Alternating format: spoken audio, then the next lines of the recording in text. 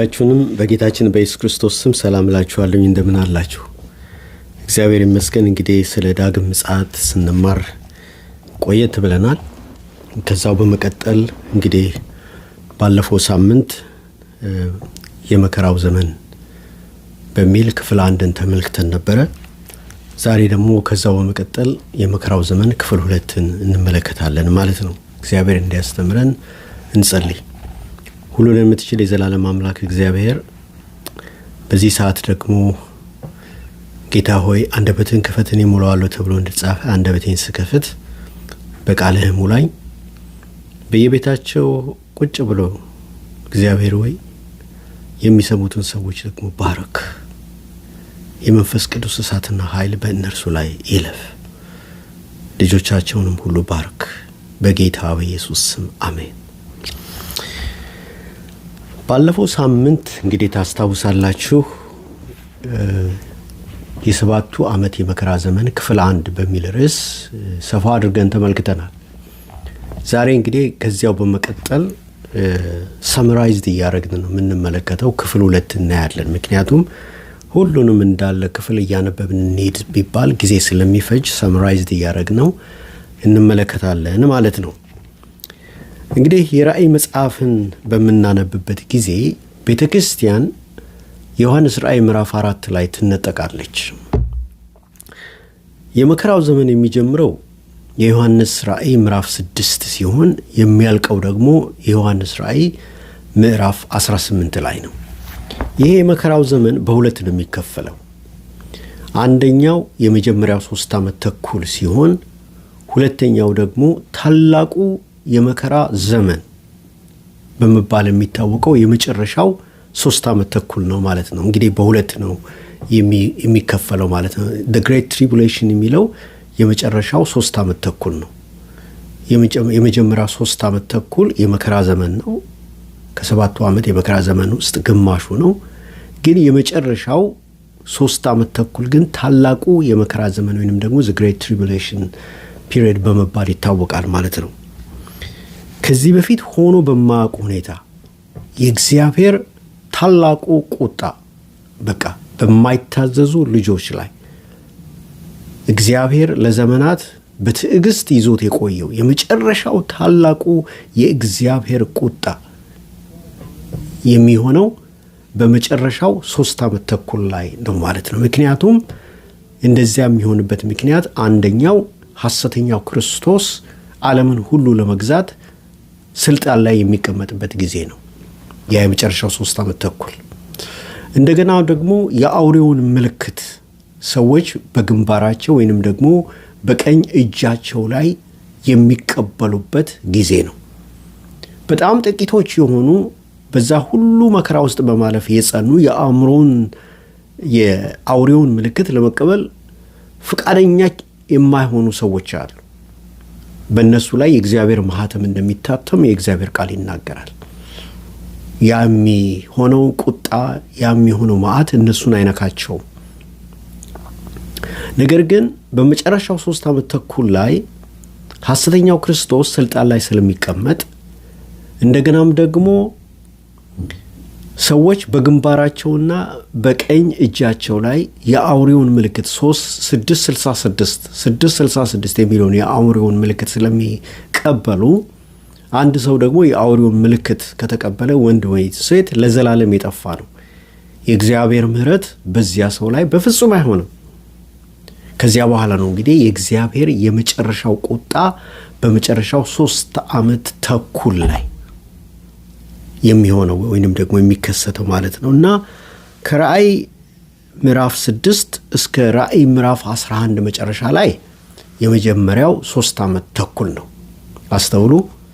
ከራእይ ምዕራፍ 6 እስከ ራእይ ምዕራፍ 11 መጨረሻ ላይ የመጀመሪያው 3 ዓመት ተኩል ነው።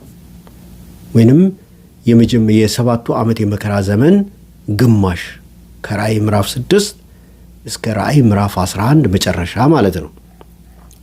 ከዚያ በኋላ ደግሞ ከራእይ ምዕራፍ 12 እስከ ራእይ ምዕራፍ 18 ሐሰተኛው ክርስቶስ ስልጣን ላይ የሚቀመጥበት ጊዜ ነው። ዓለምን የሚገዛበት ጊዜ ነው።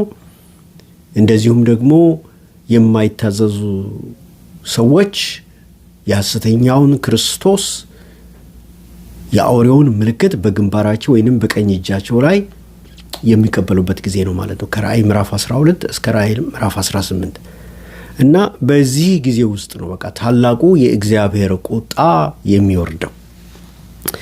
ይሄ የእግዚአብሔር የቁጣ ፍርድ በሶስት ይከፈላል። በሰባቱ ማህተም ውስጥ ያለው የእግዚአብሔር ፍርድ፣ በሰባቱ መለከቶች ውስጥ ያለው የእግዚአብሔር ፍርድና እንዲሁም ደግሞ የመጨረሻው ታላቁ የእግዚአብሔር ቁጣ የሚገለጽበት በጽዋው ውስጥ በሰባቱ ጽዋ ውስጥ ያለው ፍርድ ይሆናል ማለት ነው። እንግዲህ እነዚህ ፍርዶች በ21 ክፍሎች አሉ። የመጀመሪያው በሰባቱ ማህተሞች ውስጥ ያለ ነው። ሁለተኛው በሰባቱ መለከቶች ውስጥ ያለ ነው። ሶስተኛው በሰባቱ ጽዋዎች ውስጥ ያለ ማለት ነው። አስታውሱ፣ እነዚህ 21 የእግዚአብሔር ፍርዶች በሶስት ዋና ዋና ክፍሎች ይከፈላሉ። በሰባቱ ማህተም ውስጥ ያለው የእግዚአብሔር ፍርድ፣ በሰባቱ መለከቶች ውስጥ ያለው የእግዚአብሔር ፍርድና እንደዚሁም ደግሞ በሰባቱ ጽዋዎች ውስጥ ይሄ ኃይለኛውና የመጨረሻው ነው። በጽዋዎች ውስጥ ያለው የእግዚአብሔር ፍርድ፣ በሰባቱ ጽዋዎች ውስጥ ያለው ፍርድ በመባል ይታወቃል ማለት ነው። የመጀመሪያውን ስንመለከት ራእይ ምዕራፍ 6 ላይ በሰባቱ ማህተም ውስጥ ያለውን የእግዚአብሔርን የቁጣውን መዓት በዚህ ቦታ ላይ ተጽፎ እናገኛለን። የእግዚአብሔርን ቃል ስናነብ ምዕራፍ 6 ከቁጥር 1 ጀምሮ ቃሉ እንዲህ ይላል። በጉም ከሰባቱ ማህተም አንዱን በፈታ ጊዜ አየው። ከአራቱም እንስሶች አንዱ ነጎድጓድ በሚመስል ድምፅ መጥተህ እይ ሲል ሰማው። አየሁም፣ እነሆም አምባላይ ፈረስ ወጣ። በእርሱም ላይ የተቀመጠው ቀስት ነበረው፣ አክሊልም ተሰጠው። ድልም እየነሳ ወጣ፣ ድል ለመንሳት ይላል። እንግዲህ መጀመሪያ በሰባቱ ዓመት የመከራ ዘመን ውስጥ የሚከሰተው ጦርነት ነው። ምናልባት ይሄ ጦርነት የጎግ ማንጎግ ጦርነት በመባል የሚታወቀው በትንቢተ ሕዝቅኤል ምዕራፍ 38 እና ምዕራፍ 39 ላይ ያለው ጦርነት ሊሆን ይችላል በማለት የመጽሐፍ ቅዱስ ሊቃውንት ያስተምራሉ። እና ግን የሰባቱ ዓመት የመከራ ዘመን የሚጀምረው በጦርነት ነው ቃሉ እንደሚናገረው። እንዲሁም ደግሞ ራእይ ምዕራፍ 6 ቁጥር 3 ስናነብ ሁለተኛውንም ማህተም በፈታ ጊዜ ሁለተኛው እንስሳ መጥተህ ሲል ሰማው። ሌላም ዳማ ፈረስ ወጣ፣ በእርሱም ላይ ለተቀመጠው ሰላምን ከምድር ይወስድ ዘንድ ሰዎችም እርስ በርሳቸው እንዲተራረዱ ስልጣን ተሰጠው፣ ታላቅም ሰይፍ ተሰጠው ይላል። እንግዲህ በዚህ በሁለተኛው ማህተም ውስጥ ደግሞ ያለው ምንድነው? አንደኛ ሰላም ከምድር ይወሰዳል። በሁለተኛው ማህተም ውስጥ ሰላም ከምድር ይወሰዳል። ሰላም የሚባል ነገር በምድር ላይ አይኖርም። ልክ የሰባቱ ዓመት የመከራ ዘመን እንደጀመረ ጦርነት አለ። ከጦርነቱ በኋላ ሰላም ይወሰዳል። እጅግ ደግሞ የሚያስፈራው ምንድነው? ሰዎች እርስ በርሳቸው እንዲተራረዱ ይላል። ሰዎች እርስ በራሳቸው ይተራረዳሉ። የእግዚአብሔር ቃል ይናገራል በሰባቱ ዓመት የመከራ ዘመን ውስጥ ማለት ነው።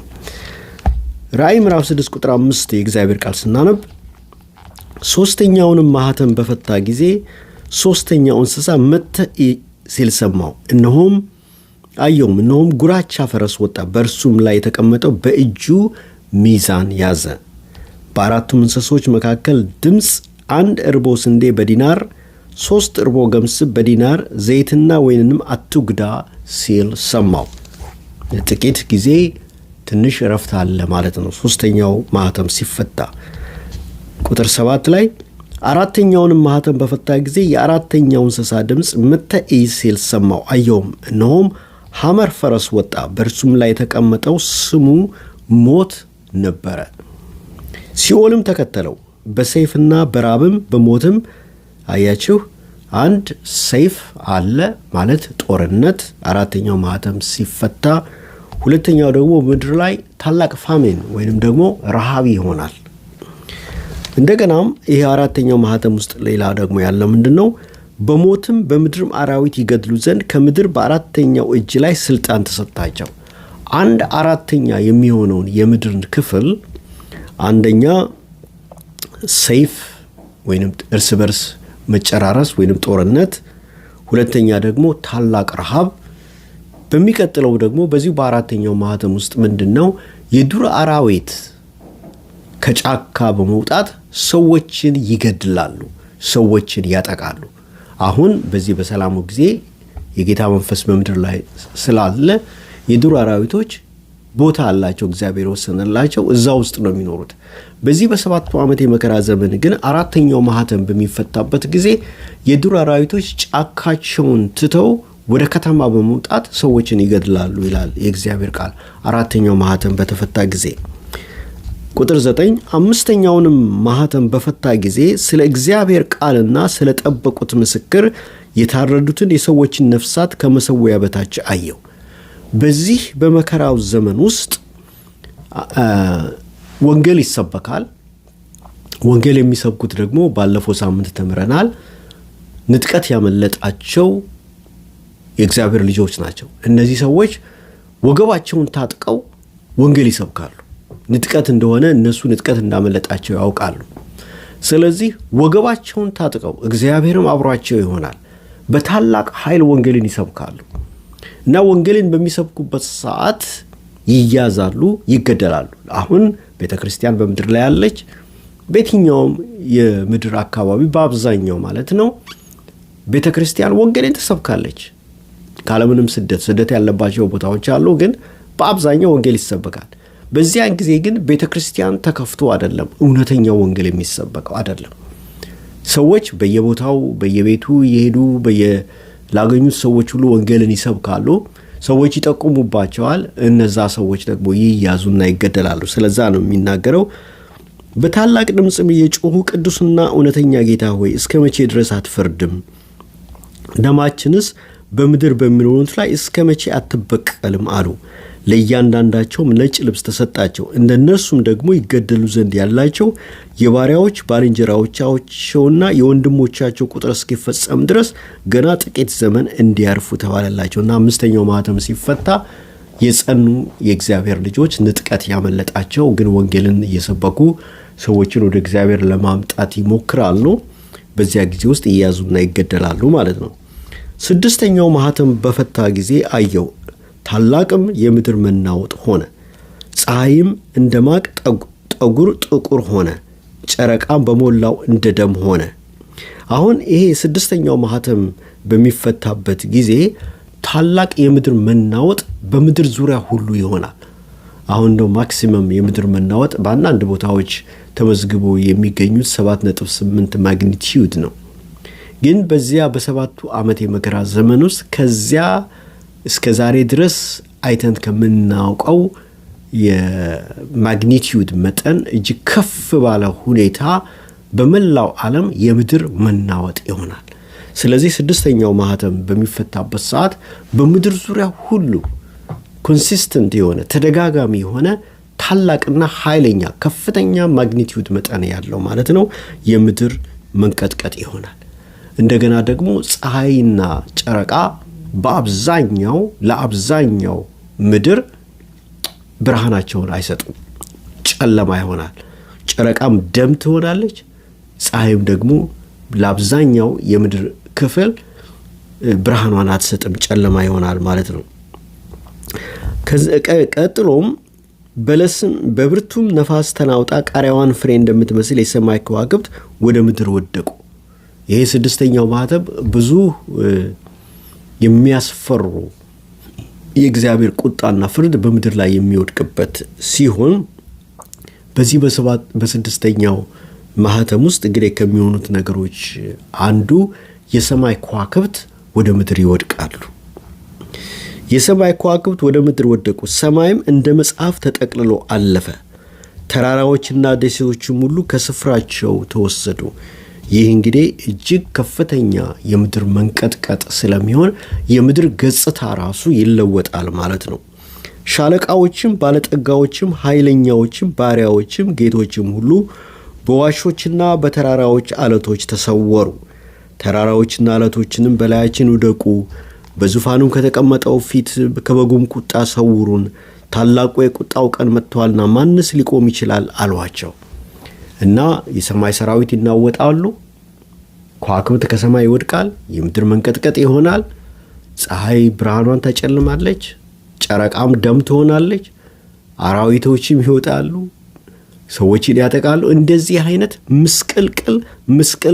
ምስቅልቅል በሰባቱ ዓመት የመከራ ዘመን መጀመሪያ ላይ 6ቱ ማህተሞች በተፈቱ ጊዜ ይህ የእግዚአብሔር ቁጣ በ6ቱ ማህተሞች ውስጥ በምድር ላይ በመጀመሪያው የሰባቱ ዓመት የመከራ ዘመን መጀመሪያ አካባቢ ይገለጻል ማለት ነው። እጅግ ያስፈራል። ይሄ እንግዲህ የመጀመሪያው ነው። እንግዲህ አስቀድመን እንደተነጋገርነው የመከራው ዘመን በሁለት ይከፈላል። የ3 ዓመት ተኩል አለ፣ የመጨረሻው ደግሞ የ3 ዓመት ተኩል አለ። በዚህ በመጨረሻው 3 ዓመት ተኩል የመከራው ዘመን እጅግ ከባድም ቢሆን ነገር ግን እንደ መጨረሻው 3 ዓመት ተኩል አይሆንም። ታላቅ የመከራ ዘመን የሚባለው የመጨረሻው 3 ዓመት ተኩል ነው። ያንን ነው ጌታ ኢየሱስ ራሱ ሲናገር ያ ቀን ባያጥር ይላል ስጋ የለበሰው ሁሉ በምድር ላይ ባልዳንም ነበር፣ ያ ቀን ግን ስለተመረጡት ሰዎች ያጥራሉ በማለት ባለፈው ሳምንት እንደተማርነው የሚናገረው የመጨረሻውን 3 ዓመት ተኩል ነው።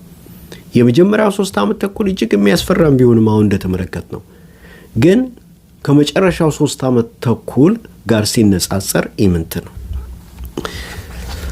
ወደ ምዕራፍ 7 በምንሄድበት ጊዜ ከቁጥር 1 ጀምሮ እስከ 8 ድረስ በዚህ በመከራው ዘመን ውስጥ እግዚአብሔርን የሚያገለግሉ ሰዎች አሉ። እነዚህም ደግሞ ባለፈው መከራው ዘመን ክፍል 1 ላይ እንደተማርነው ንጥቀት ያመለጣቸው 5ቱ ሰነፎች ቆነጃጅት በማለት ማቴዎስ ወንጌል ምዕራፍ 25 ላይ የሚናገራቸው ንጥቀት ያመለጣቸው የእግዚአብሔር ልጆች ናቸው። ቁጥራቸው እጅግ ብዙ ይሆናል። እነሱ ወንጌልን ይሰብካሉ። በእነሱም የወንጌል ስብከት ሰዎች ይድናሉ። እንደገናም ደግሞ ከእስራኤል ወገንም ደግሞ ሰዎች ይድናሉ። ምናልባትም በእነዚህ ንጥቀት ባመለጣቸው ሰዎች ወንጌል ስብከት ይሆናል 144,000 የሚሆኑ አይሁዳውያን ከእያንዳንዱ የእስራኤል ነገድ 12,000 ወንጌል ተሰብኮላቸው ኢየሱስ መሲህ እንደሆነ አሁን ንጥቀት እንደሆነ ከዚህ ቀጥሎ የእግዚአብሔር ሰማያዊ ፍርድ እንደሚመጣ ሲሰበክላቸው 144,000 የሚሆኑ አይሁዳውያን ወንጌልን ይሰብካሉ። አሁንም እነዛ ንጥቀት ያመለጣቸው ሰዎች ሳይሆኑ አይቀሩም ለነዚህ ሰዎች ወንጌል የሚሰብኩላቸው እና እነዚህ ሰዎች እንግዲህ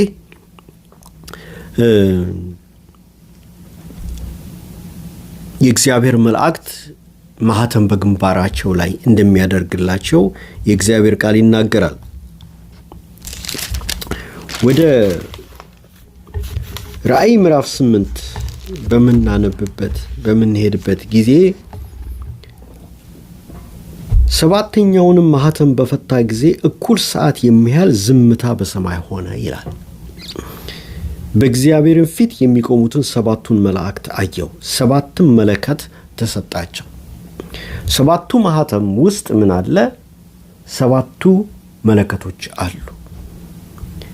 ይሄ ደግሞ 7ቱ መለከት በተነፋ ጊዜ በእያንዳንዱ መለከት ውስጥ የእግዚአብሔር ቁጣና ፍርድ ደግሞ አለ።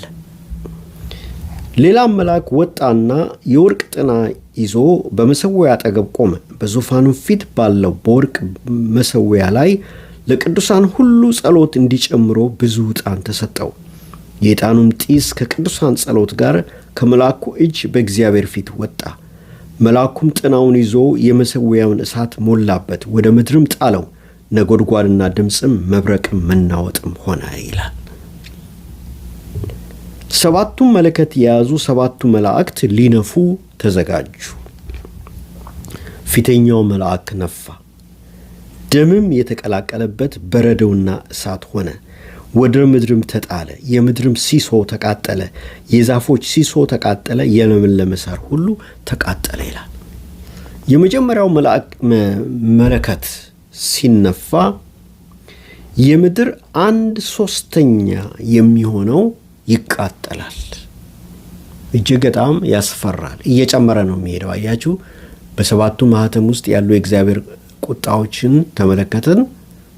እንደገና ደግሞ አሁን በሰባቱ መለከቶች ውስጥ ያሉትን የእግዚአብሔርን ቁጣ፣ የእግዚአብሔርን ፍርድ በምድር ላይ በሰባቱ ዓመት የመከራ ዘመን የሚሆነውን ደግሞ እያየን ነው ያለው ማለት ነው። ዲቴል እየዳሰስን እየሄድን ነው ያለ ነው። ስለዚህ የመጀመሪያው መላእክት የሚነፋበት ጊዜ የምድር 1/3 የሚሆነው ትቃጠላለች። ሁለተኛው መልአክ ነፋ። በእሳት የሚቃጠል ታላቅ ተራራን የሚመስል ነገር በባህር ተጣለ። ታላቅ እሳት ወደ ባህር ውስጥ ይጣላል። ከዚህ የተነሳ በባህር ውስጥ የሚኖሩ አሶችም ሆኑ የባህር ፍጥሯን 1/3 የሚሆኑት የባህር ፍጥሯን በአጠቃላይ ይሞታሉ ማለት ነው። የባህርም ሲሶ ደም ሆነ። በባህርም ከሚኖሩ ሕይወት ካላቸው ፍጥረቶች ሲሶ ሆነ፣ ሞተ። የመርከቦቹም ሲሶ ጠፋ።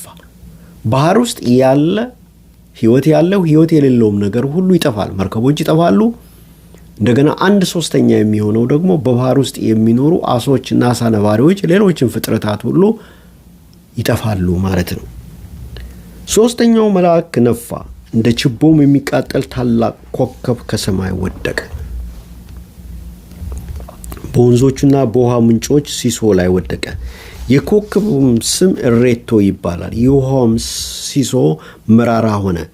መራራም ስለተደረገ በውሃ ጠንቅ ብዙ ሰዎች ሞቱ። እንግዲህ አንድ ኮከብ ከሰማይ ይወድቃል። ይሄ ኮከቡ የሚወድቀው በውሃ ላይ ነው እና ውሃውን ይመርዘዋል። መራራ ሆነ የሚለው ለዚያ ነው። ያንን ውሃ የጠጡ ሰዎች ሁሉ ከምድር እጅግ ብዙ ሰዎችም እንደሚሞቱ የእግዚአብሔር ቃል ይናገራል። ስለ አራተኛው መለከት ደግሞ እግዚአብሔር ቃል ሲናገር አራተኛው መልአክ ነፋ። የፀሐይ ሲሶና የጨረቃ ሲሶ የከዋክብትም ሲሶ ተመታ። የእነዚህ ሲሶ ይጨልም ዘንድ የቀንም ሲሶ እንዳያበራ እንዲሁም የሌሊት። አራተኛው መለከት በሚነፋ ጊዜ እንግዲህ ፀሐይ እና ጨረቃ 1/3 የሚሆነው አካላቸው እንዳይሰራ ይሆናል። ስለዚህ ምድር በቂ ብርሃን አታገኝም፣ በጥቂ ሙቀትም ደግሞ አታገኝም ማለት ነው። አየሁም አንድም ንስር በሰማይ መካከል እየበረረ በታላቅ ድምፅ ሊነፉ ያላቸውን የሦስቱን መላእክት መለከት ስለሚቀረው ድምፅ በምድር ላይ ለሚኖሩት ወዮላቸው፣ ወዮላቸው፣ ወዮላቸው ሲል ሰማ። የሰማይ ሰራዊት፣ ቅዱሳን የሰማይ ሰራዊት ያስጠነቅቃሉ። በቃ እየጨመረ ነው የመጣው የእግዚአብሔር ቁጣ፣ የእግዚአብሔር ፍርድ። በመከራው ዘመን ውስጥ የሚያልፉ ሰዎች ወዮላቸው፣ ወዮላቸው እያለ አንድ ንስር እንዲሁ ደግሞ ያስጠነቅቃል ማለት ነው። ምዕራፍ 9 ቁጥር 1 ስለ 5ኛው መለከት ደግሞ ይናገራል። 5ኛው መልአክ ነፋ፣ ከሰማይም ወደ ምድር ወድቆ የነበረ ኮከብ አየው።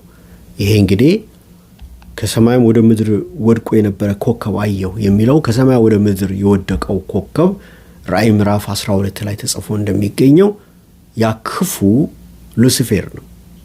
ስለዚህ ለሱ የጥልቁ ጉድጓድ መክፈቻ ይሰጠዋል። ይሄ በእግዚአብሔር ፕላን ውስጥ ያለ ነው። እሱም ደግሞ የጥልቁን ጉድጓድ በሚከፍተው ጊዜ ከጥልቁ ጉድጓድ ከሲኦል ማለት ነው ጭስ ይወጣል፣ ምድርን ይሸፍናል። ያንን ደግሞ የእግዚአብሔር ቃል ሲናገር እንደዚህ ይላል። ምዕራፍ 9 ከቁጥር 1 5ኛው መልአክ ነፋ፣ ከሰማይም ወደ ምድር ወድቆ የነበረ ኮከብ አየው፣ እርኩስ መንፈስ። የጥልቁም ጉድጓድ መክፈቻ ተሰጠው፣ የጥልቁንም ጉድጓድ ከፈተው። ጢስም ከታላቁ እቶን እንደሚወጣ ጢስ ሆኖ ከጉድጓድ ወጣ። ሲኦል ይከፈታል ማለት ነው። ያን ጊዜ ከሲኦል ጭስ ይወጣል። ፀሐይና አየርም በጉድጓዱ ጢስ ጨለሙ። የሚገርም ነው። እስከ ፀሐይ ድረስ ይደርሳል የሲኦል ጭስ። ፀሐይንም እንድትጨልም ያደርጋታል። ከጢሱም አንበጣዎች ወደ ምድር ወጡ። እነዚህ አንበጣዎች የሚላቸው በሲኦል ውስጥ ያሉ እርኩሳን መናፍስቶች ናቸው። እነሱ ፊዚካሊ ይወጣሉ ወደ ምድር ይወጣሉ። እና ይሄን ወገኖች የምናስተምረው ምንድነው? ጌታን በመቀበል ሰዎች ድናችሁ ሊመጣ ካለው ከእግዚአብሔር ዘላለማዊ ቁጣ እንድትድኑ ነው። ለማስፈራራት አይደለም። ቃሉ እንደተጻፈ ሊትራሊ ነው እያነበብኩ ያለሁት አሁን ያለ ከዘላለሙ ከእግዚአብሔር ቁጣ እንድትድኑ ነው የምናስተምረው። ከጢሱም አንበሳዎች ወደ ምድር ወጡ። የምድርም ጊንጦች ስልጣን እንዳላቸው ስልጣን ተሰጣቸው። የእግዚአብሔርን ማህተም በግንባራቸው ከሌለባቸው ሰዎች በቀር የማይነኩት እነማንን ነው? የእግዚአብሔር ማህተም በግንባራቸው ያሉትን ሰዎች ብቻ ነው። እነሱን ሲያዩ ከነሱ እየደነገጡ ዞር ይላሉ። ወደ እነሱ በፍጹም አይቀርቡም። ምክንያቱም እነዚህ አንበጦች ርኩሳን መናፍስቶች ናቸው።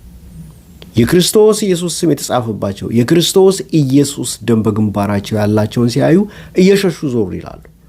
በመከራው ዘመን ውስጥ እንዲህ አይነት ሰዎች አሉ። አንድ ንጥቀት ያመለጣቸው፣ ሁለት ንጥቀት ባመለጣቸው ሰዎች ወንጌል ተሰብኮላቸው የዳኑ፣ ሶስተኛ ከእስራኤል ወገን የዳኑ 144,000 ቅዱሳን። እነዚህን አይነኳቸው። የእግዚአብሔርን ማህተም በግንባራቸው ከሌለባቸው ሰዎች በቀር በምድር ያለውን ሳር ቢሆን ወይም ማናቸውንም የለመለመ ነገር ወይም ማናቸውንም ዛፍ እንዳይጎዱ ተባለላቸው። 5 ወር ሊያሰቃያቸው ተሰጣቸው እንጂ ሊገድሏቸው አይደለም። 5 ወር ሰዎችን ያሰቃያሉ። እነዚህ ከሲኦል የሚወጡት አንበጣ የሚመስሉ ርኩሳን መናፍስቶች ግን ሰዎችን ያሰቃያሉ እንጂ አይገድሉ። በፍጹም ማንንም እንዳትገድሉ ተብሏል። ሞት በእነዚህ 5 ወራት ጊዜ ውስጥ ይከለከላል። ሰዎች ግን ይሰቃያሉ። አንበጦቹ ይበሏቸዋል፣ አንበጦቹ ያነክሷቸዋል፣ አንበጦቹ ይነድፏቸዋል። እንደ ጊንጥ ከውስጣቸው የሚመጣው መርዛል። ሰዎች በዚያ ይሰቃያሉ። ሞትን ይፈልጋሉ። ሰዎች ግን ሞትን አያገኙም። እነርሱም የሚሰቃዩ ስቃይ ጊንጥ ሰውን ነድፎ እንደሚሰቃይ ነው። በዚያም ወራት ሰዎች ሞትን ይፈልጋሉ። ምዕራፍ 9 ቁጥር 6 አያገኙትም። ሊሞቱም ይመኛሉ፣ ሞትም ከእነርሱ ይሸሻል። ቁጥር 7 ላይ እነዚህ አንበጦች ርኩሳን መናፍስቶች ከሲኦል የሚወጡ ርኩሳን መናፍስቶች እንደወጡ ግልጽ ባለ ሁኔታ እግዚአብሔር ቃል ያስተምራል። የአንበጣዎቹ መልክ ለጦርነት እንደተዘጋጁ ፈረሶች ነው። በራሳቸውም ላይ ወርቅ እንደሚመስሉ አክሊሎች ነበሯቸው። ፊታቸውም እንደ ሰው ፊት ነበረ። ያቸው አጋንንቶች ናቸው ያልነው ለዛ ነው። የሴቶቹን ጠጉር የሚመስል ጠጉር ነበራቸው። ረጅም ጠጉር አላቸው። ጥርሳቸውም እንደ አንበሳ ጥርስ ነበረ። የብረት ጥሩር የሚመስልም ጥሩር ነበራቸው። የክንፋቸውም ድምፅ ወደ ጦርነት እንደሚጋልቡ እንደ ብዙ ፈረሶች ሰረገላዎች ድምፅ ነበረ። እንደ ጊንጥም ጅራት ያለ ጅራት አላቸው። በጅራታቸው መውጊያ አለ። ሰዎችንም 5 ወር እንዲጎዱ ስልጣን አላቸው። በእነርሱም ላይ ንጉሥ አላቸው። እርሱም የጥልቅ መልአክ ነው። ይሄ እንግዲህ ሰይጣን ነው። የጥልቅ መልአክ ነው። ስሙም በዕብራይስጥ አብዶን በግሪክም ኦጶሊዮን ይባላል። እንግዲህ ኦጶሊዮን የሚባለው ይሄ የጥልቁ መልአክ ዋናው አለቃው ክፉ ነው። እየመራቸው የሚወጡት ማለት ነው። እንግዲህ ፊዚካሊ ከሲኦል ሰዎችን ለመጉዳት አጋንንቶች ይወጣሉ ማለት ነው። ቁጥር 12 ፊተኛው ወዮ አልፏል፣ እነሆ ከዚህ በኋላ ገና 2 ወዮ ይመጣል። ቁጥር 13 6ኛውም መልአክ ነፋ፣ በእግዚአብሔር ፊት ካለ በወርቅ ከተሰራ መሠዊያ ቀንዶች አንድ ድምፅ ሰማው። መለከትም ያለውን 6ኛውን መልአክ በታላቁ ወንዝ በኤፍራጥስ የታሰሩትን 4ቱን መላእክት ፍታቸው አለ። እንግዲህ በዚህ በታላቁ ወንዝ ኤፍራጥስ በሚባለው ቦታ በመንፈሳዊ ዓለም የታሰሩ 4 የጨለማ ገዢ ኃይላት አሉ። እነዚህ የጨለማ ገዢ ኃይላት ናቸው። ታስረው እስከዚህ ቀን ድረስ ተቀምጠዋል። እነሱ ይፈታሉ። የሰዎችንም ሲሶ እንዲገድሉ ለሰዓቱና ለቀኑ ለወሩም ለዓመቱም ተዘጋጅተው የነበሩ 4ቱ መላእክት ተፈቱ። እነዚህ አራት መላእክት የእግዚአብሔር ማህተም የሌለባቸውን በምድር ላይ የሚኖሩትን በዛ በሰባቱ ዓመት የመከራ ዘመን እስከዚህ ዘመን ድረስ ሰዓት ድረስ ያልሞቱትን በመከራው ያልጠፉትን ማለት ነው 1/3 የሚሆኑትን የምድር ሰዎችን ይገድላሉ ይላል። የሰዎችንም ሲሶ እንዲገድሉ ለሰዓቱና ለቀኑ ለወሩም ለዓመቱም ተዘጋጅተው የነበሩ አራቱ መላእክት ተፈቱ። የፈረሶችም ጭፍራ ቁጥር 1000 ጊዜ 1000 ነበረ። እነዚህ አራት መላእክት የሚያስከትሏቸው የጨለማ ገዢ ሰራዊት ሲሆን ቁጥሩም እንዲህ ተብሎ ተነግሮ ሊያበቃ የማይችል እንደሆነ የእግዚአብሔር ቃል ይናገራል። ቁጥራቸውንም ሰማሁ። ፈረሶቹና በእነርሱም ላይ የተቀመጡትን እንዲሁ በራእይ ያየው። እሳትና ያከንት ዲንም የሚመስል ጥሩር ነበራቸው። የፈረሶቹም ራስ እንደ አንበሳ ራስ ነበረ። ከአፋቸውም እሳትና ጢስ ዲንም ወጣ። ከአፋቸውም በወጡት በእሳቱና በጢሱ በዲኑም በእነዚህ 3 መቅሰፍቶች የሰዎች ሲሶ ተገደለ። የፈረሶቹ ስልጣን በአፋቸውና በጅራታቸው ነውና ጅራታቸው እባብን ይመስላልና ራስም አላቸው፣ በእርሱም ይጎዳሉ። በእነዚህ መቅሰፍቶች ያልተገደሉት የቀሩት ሰዎች ለአጋንንትና ያዩ ወይም ይሰሙ ዘንድ ወይም ይሄዱ ዘንድ ለማይችሉ ከወርቅና ከብር ከናስም ከድንጋይም ከእንጨትም ለተሰሩ ለጣዖታት እንዳይሰግዱ ስለ እጃቸው ሥራ ንስሐ አልገቡም። ስለ መገደላቸውም ቢሆንም ስለ አስማታቸውም ወይም ስለ ዝሙታቸው ወይም ስለ ስርቆታቸው ንስሐ አልገቡም። እንግዲህ የሚቀጥሉት ደግሞ በሚቀጥለው በእግዚአብሔር ጽዋ መቅሰፍት ውስጥ የሚፈረድባቸው እነማን ናቸው? ሕይወታቸው የተረፈውና እስከዚህ መቅሰፍት ድረስ ያልተገደሉት ጣዖት የሚያመልኩ ናቸው። አንድ መመለክ ያለበት የእግዚአብሔር ልጅ ጌታችን ኢየሱስ ክርስቶስ ብቻ ነው። እርሱ ብቻ ነው አምላክ። ከእግዚአብሔር በስተቀር ሌላ አምላክ የለም ወገኖች። ከአብ ከወልድ ከመንፈስ ቅዱስ በስተቀር ሌላ አምላክ የለም። አንድ አምላክ አለ፣ ስሙም እግዚአብሔር ነው። እግዚአብሔርም ደግሞ እንዲመለክ የፈቀደው በአንድ ልጁ በኢየሱስ ክርስቶስ በኩል ብቻ ነው። ሌላ አምልኮትን እግዚአብሔር አይቀበልም። ስለዚህ ክርስቶስ ኢየሱስን ሳይሆን ሌላ አማልክት ያመልኩ የነበሩ እግዚአብሔር ቃል እንደሚናገረው ጣዖት የሚያመልኩ የነበሩ የምድር ሰዎች ለሚቀጥለውና ለመጨረሻው የእግዚአብሔር ቁጣው ፍርድና መቅሰፍት እንደተዘጋጁ የእግዚአብሔር ቃል ከቁጥር 20 እስከ 21 ድረስ ባለው ክፍል ላይ ይናገራል ማለት ነው። ምዕራፍ 10ን በምናነብበት ሰዓት ምዕራፍ 10 መቅሰፍት የለም። ከዚያ በኋላ ደግሞ የእግዚአብሔር መቅሰፍት የሚጀምረው እጅግ ታላቅ የሆነው የእግዚአብሔር መቅሰፍት የሚጀምረው ራእይ ምዕራፍ 16 ነው ማለት ነው። ይሄም ደግሞ በሰባቱ ጽዋዎች ውስጥ ያለው የእግዚአብሔር መቅሰፍት ነው ማለት ነው። እና እንግዲህ እስከ ራእይ ምዕራፍ 9 ድረስ ያለውን ከምዕራፍ 6 ጀምሮ ተምረናል። በዚህም ውስጥ ያየነው ምንድነው?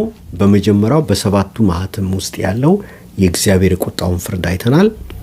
ሁለተኛው ደግሞ በሰባቱ መለከቶች ውስጥ ያለውን የእግዚአብሔር ቁጣውን ፍርድ አይተናል ማለት ነው። እንግዲህ 14 የእግዚአብሔርን ቁጣውን ፍርዶች ተመልክተናል።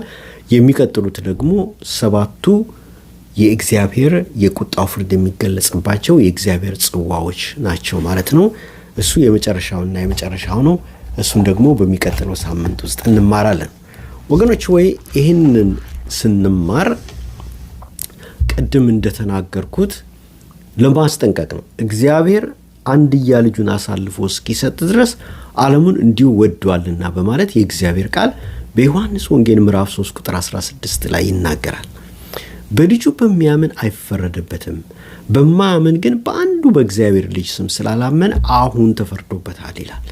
ቁጥር 36 ዮሐንስ ወንጌል ላይ ደግሞ ሲናገር ልጁ ያለው ሕይወት አለው፣ ልጁ የሌለው ግን የእግዚአብሔር ቁጣ በእርሱ ላይ ይኖራል እንጂ ሕይወትን አያይም ይላል።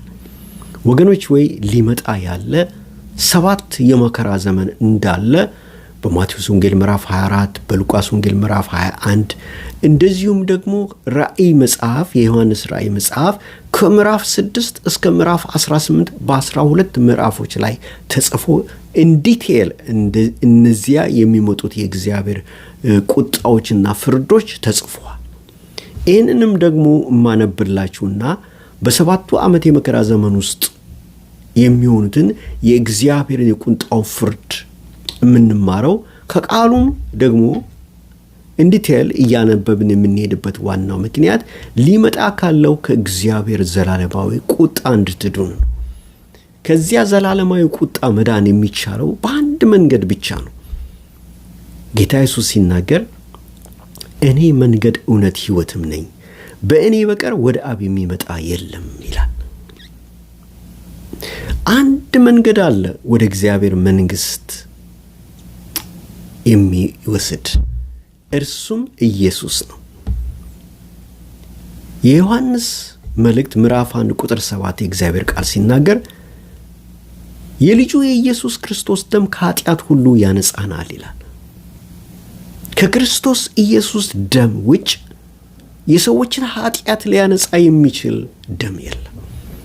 ለዚህም ነው እግዚአብሔር አንድያ ልጁን ለሰው ልጆች ሲል በቀራንዮ መስቀል ላይ እንዲሞት ሞቱ የሞት ዕዳችንን ከፍሎ ከሞት ዕዳ ተጠያቂነት ነፃ እንዲያወጣን በቀራንዮ መስቀል ላይ ባፈሰሰው ደም ደግሞ ሰዎች ንስሐ ሲገቡ በልጁ ሲያምኑ ከኃጢአታቸው ነጽተው ያለ ነውርና ያለ ነቀፋ ሆነው ስማቸው በሕይወት መጽሐፍ ላይ ተጽፎ ሲሞቱ ወደ እግዚአብሔር መንግሥት እንዲገቡ፣ አንድ ሁለት ደግሞ ንጥቀት ቢሆን እንዲነጠቁና በሰባቱ ዓመት የመከራ ዘመን ውስጥ እንዳያልፉ የእግዚአብሔር ቃል ግልጽ ባለ ሁኔታ ከታላቅ ፍቅሩ የተነሳ በመጽሐፍ ቅዱስ ላይ ጽፎ የሚያስጠነቅቅ ወገኖች ሆይ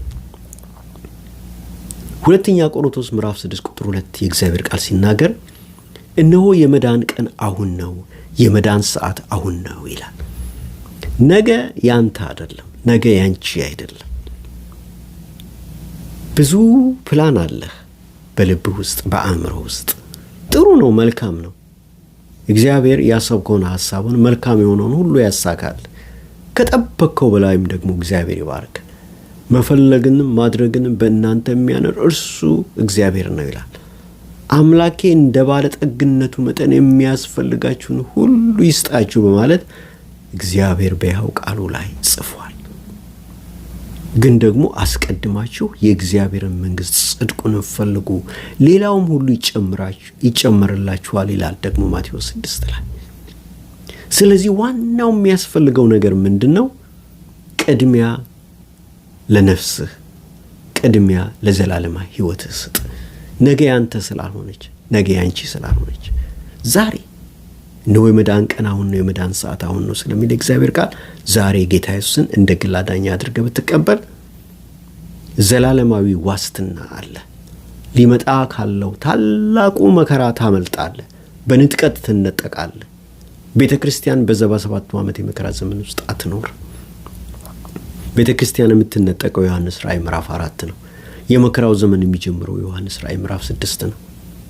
በዛ በመከራው ዘመን ውስጥ የሚያልፉ የቅድስና ሕይወት የሌላቸው ግን ጌታን እናመልካለን ይሉ የነበሩ ሰዎች ናቸው። እግዚአብሔር ግን ይረዳቸውና በዛ በመከራው ዘመን ጸንተው ስማቸው በሕይወት መጽሐፍ ላይ ተጽፈው የሚገደሉትም ነፍሳቸው ወደ እግዚአብሔር መንግሥት ትገባለች ማለት ነው። ስለዚህ ዛሬ በዚህ ሁሉ ዘላለማዊ የእግዚአብሔር ቁጣና መከራ ውስጥ ሳታልፍ ያ ከመሆኑም በፊት ዛሬ ኢየሱስን እንደ ግል አዳኝ አድርገህ ተቀበል። ዛሬ ኢየሱስን እንደ ግል አዳኝሽ አድርገሽ ተቀብለሽ ከእግዚአብሔር ዘላለማዊ ቁጣ ዳኝ። ይህን ለማድረግ ፈቃደኛ የሆኑ ሰዎች ካላችሁ እዚሁ ስክሪኑ ላይ አይናችሁን ጨፍናችሁ እኔ የምላችሁን ከኔ በኋላ በማለት ጌታ ኢየሱስን እንደ ግል አዳኛችሁ አድርጋችሁ ተቀበሉ። ጌታ እግዚአብሔር ሆይ ቃልን ስላሰማኸኝ አመሰግናለሁ። ኢየሱስ ብቸኛ አዳኝ እንደሆነ አምናለሁ። ኢየሱስ የእግዚአብሔር ልጅ እንደሆነም አምናለሁ። ኃጢአቴን ሁሉ በፊትህ እናዘዛለሁ። ልጅህ በቀራንዮ መስቀል ላይ ባፈሰሰው ደም የልጁ ኢየሱስ ክርስቶስ ደም ከኃጢአት ሁሉ ያነጻናል ተብሎ እንደተጻፈ እጠብና አንጻኝ። የዘላለምን ሕይወት ስጠኝ። በመንግስትም አስበኝ። በጌታ በኢየሱስ ስም አሜን። ወገኖች ወይ ከዚህ በኋላ አካባቢያቸው ወዳለው ኢትዮጵያውያን ወንጌላውያን ወይንም ፔንቴኮስታል ቸርች ሂዱና የክትትል ትምህርት ተማሩ። በመንፈሳዊ እድገት እደጉ። ከዚያ በኋላ ደግሞ የውሃ ጥምቀትን ዝግጁ ስትሆኑ ውሰዱ። ከዚያ በኋላ ደግሞ እግዚአብሔር ደግሞ በሚፈልጋችሁ አገልግሎት ውስጥ ግቡና አገልግሉ። ጌታ ኢየሱስ ይባርካችሁ። እንግዲህ የመከራው ዘመን ምዕራፍ ክፍል 2ን ተምረናል። የመከራው ዘመን ክፍል 3ና የመጨረሻውን ትምህርት ደግሞ በሚቀጥለው ሳምንት እንማራለን። ጌታ ኢየሱስ ክርስቶስ ይባርካችሁ። በጣም ወዳችኋለሁ። ሰብስክራይብ ያላደረጋችሁ ሰብስክራይብ አድርጉ፣ እንዲሁም ደግሞ ሼር አድርጉ። ኢየሱስ ይባርካችሁ። ወዳችኋለሁ።